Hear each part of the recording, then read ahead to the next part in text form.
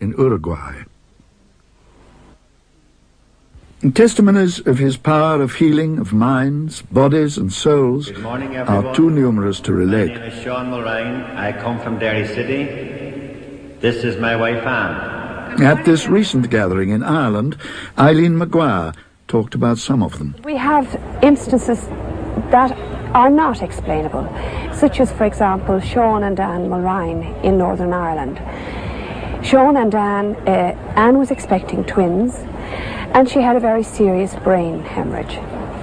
And her husband prayed daily. Clinically, she was dead. She was placed on a life support machine. Her husband stayed at her side, continuously praying to Padre Pio. And on one occasion, the mitten was brought. Anne was blessed with the mitten of Padre Pio, and for the first time, after weeks on a life support machine, she moved her hands. And from there, perhaps Sean could continue to tell you the story. So I went to see the surgeons, and they sat down, 3 of them, and they said to me, "Mr. Mulrine, the operation is over. It is, or it has been, our opinion, a miracle that we were able to keep your 2 unborn children inside your wife's womb while such a long and tedious operation went on." She walked away from the hospital perfect and left her sticks behind her. And twins were born, and she is now mother of 4 children and perfect. Great.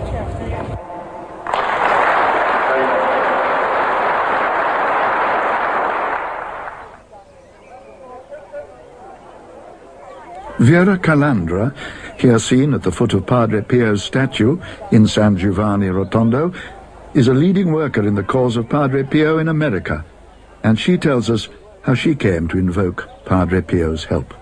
How he came into my life certainly was a gift from Providence, and I can look back now at the last 20 years, and we do wonder in the household how we would have been able to survive the crosses that have come our way without the assistance and the intervention of Padre Pio, because our daughter was at the brink of death. So after asking Padre Pio's intercession and sending a telegram here to the monastery, I actually had an experience in my home where Padre Pio asked me to come and to bring my little girl to him, but that I must not delay, that I would have to come immediately. There was always someone there to lend a helping hand. We saw Padre Pio, we were blessed by him, we were able to kiss his gloved hand, and we returned to the United States. My daughter showed tremendous improvement from that point on, and Padre Pio died just a couple of weeks afterwards. She is now called the Amazing Young Lady. She celebrated her 21st birthday just a matter of weeks ago. My daughter is alive every day, so I must do something each day in the name of Padre Pio. And that is when we talked about starting our own prayer group in my parish, and from the prayer group, with the demand of the people to know more about Padre Pio, is when we started our center, the office that would distribute literature throughout the United States. But Padre Pio works in many ways. There are physical healings and there are spiritual healings. And Bella will fill you in on a spiritual healing. 10 months ago we got word from Germany that my brother was very ill with cancer. And she was even more worried to hear that he had given up the practice of his religion. She sent him leaflets with information on Padre Pio, together with scented rosary beads from San Giovanni. We went to visit him. My brother, I tried to talk to him in February about Padre Pio, and he got actually very angry with me. He told me I was a fanatic, and he said, if you want me to know anything about Padre Pio, tell him to give me direct contact. And I said, well, John, someday, if that's what you want, the Padre will do that for you. And I do believe that the Padre was with him when he died. I believe that. What we are saying, it was through the intercession of Padre Pio that my brother received the last rites of the church before he died. Joe Greco also had great faith in the spiritual power of Padre Pio. What are we going to do, Father, when you pass away? You're getting on a bit, you know.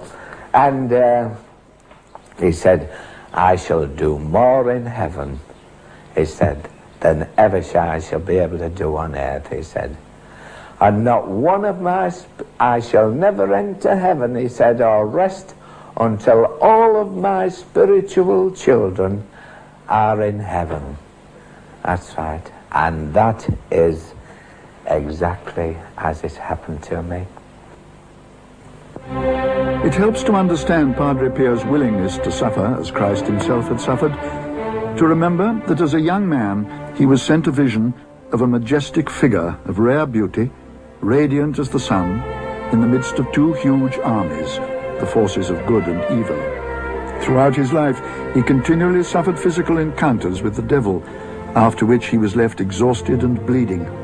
Sometimes at night sounds of violent struggle were heard coming from his cell. He even showed signs of having been physically assaulted, and on one occasion was so badly injured he had to spend several days in bed. One day he was in the choir loft praying, and when he saw so many devils, and they start to shout at him to make noise, and Padre Pio said to them, I know your job, I don't care about you. So when they heard that, they throw him on the floor and they start to kick him, slap him, punch him. And Padre Pio felt that they will kill him. So he called, he said, all the saints in heaven to help me, but no one came to help me. Then I called my guardian angel, and my guardian angel didn't come immediately. He delayed. When he arrived, instead of chasing the devils away from me, he started to fly around me, singing beautiful hymns.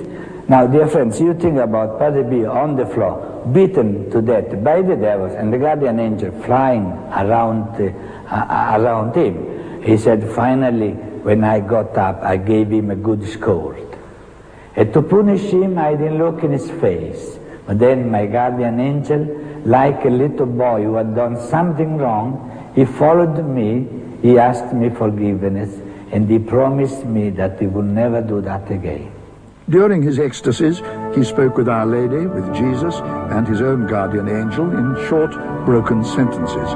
It was said, charmingly, that he sounded as though he was chatting in a family group. He spoke also with holy souls, the Church's name for those of its departed brothers on their way through the pains of purgatory to their eternal reward in heaven. When he heard news of one of his brother friars' death, he began to pray for him and was astonished to see him at the doorway. These confreres said, oh, hello, Father, how are you? They told me you were dead. And the Father said, oh, yes, I am. Please pray for me. Just like that.